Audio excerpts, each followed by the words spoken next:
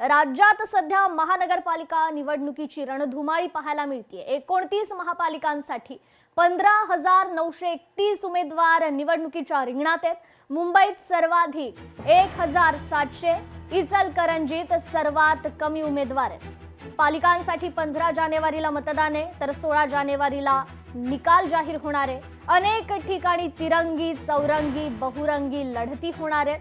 राज्यात 2,869 नगरसेवक निवडून येणार आहेत। यासाठी राज्य निवडणूक आयोगानं अंतिमतः किती उमेदवार रिंगणात दिलेले आहेत याची अधिकृत आकडेवारी शनिवारी दिलेली आहे। पाहूया।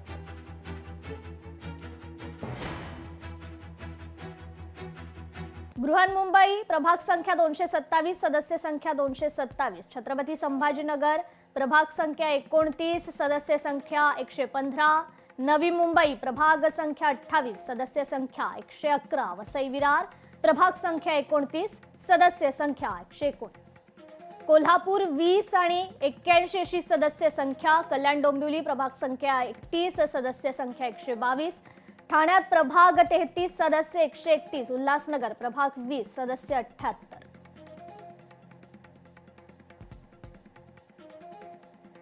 नाशिकमध्ये प्रभाग 31, सदस्य 122। पुण्यात प्रभाग 41, सदस्य 165। पिंपरी चिंचवडमध्ये प्रभाग 32, सदस्य 128। सोलापुरात प्रभाग 26, सदस्य 102।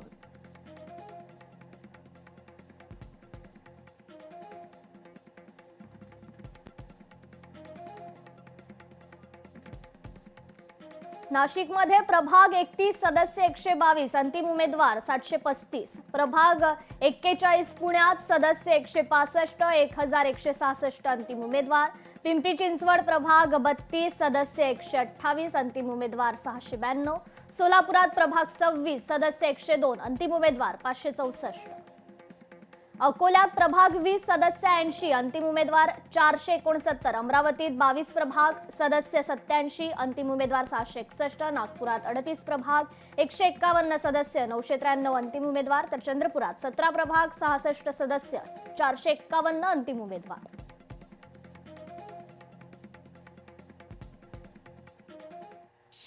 ठाकरे बंधू आणि राष्ट्रवादीचा वचननामा आज जाहीर होणार आहे। दुपारी 1 वाजता सेना भवनातून हा जाहीरनामा प्रसिद्ध होईल। ठाकरे बंधू एकत्रित वचननामा जाहीर करणार आहेत। तब्बल 20 वर्षांनंतर राज ठाकरे आज सेना भवनात येणार आहेत। मुंबईकरांच्या महत्त्वाच्या प्रश्नावर ठाकरे बंधू लक्ष वेधणार आहेत। तर ठाकरे बंधूंच्या जाहीरनाम्यात आता मुंबईकरांसाठी काय असणार आहे याकडे मुंबईकरांचं लक्ष आहे।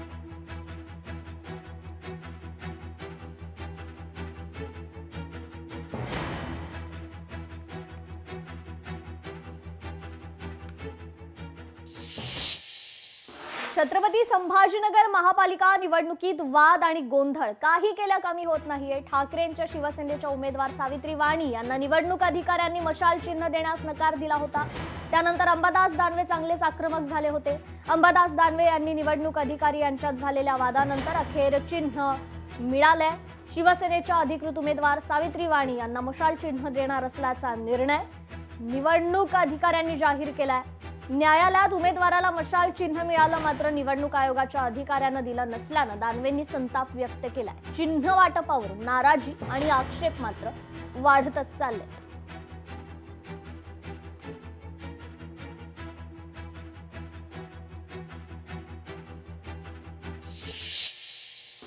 उद्धव ठाकरेंनी सत्ताधाऱ्यांवर जोरदार हल्लाबोल केलाय। पैसे फेकले म्हणजे सगळं काही करता येतं असं त्यांना वाटतं।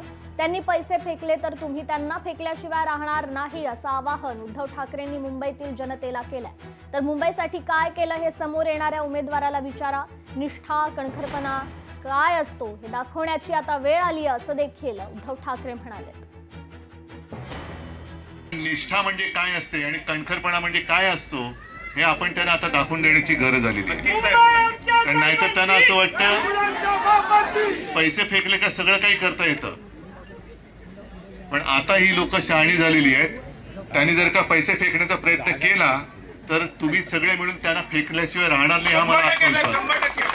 बस फक्त कुठे गाफील राहू नका। बाकीच्यांना मला एकच सांगायचंय, जे आपले प्रतिस्पर्धी आहेत, तुम्ही इकडचं तिकडचं बोलू नका, मुद्द्याचं बोला। माझ्या मुंबईसाठी काय केलंय हे तुम्ही सांगा। आणि 16 तारखेला वाजत गाजत गुलाल उधळत, विजयाचा गुलाल उधळत लोकशाही मराठी ऐका, पहा, जागरूक रहा.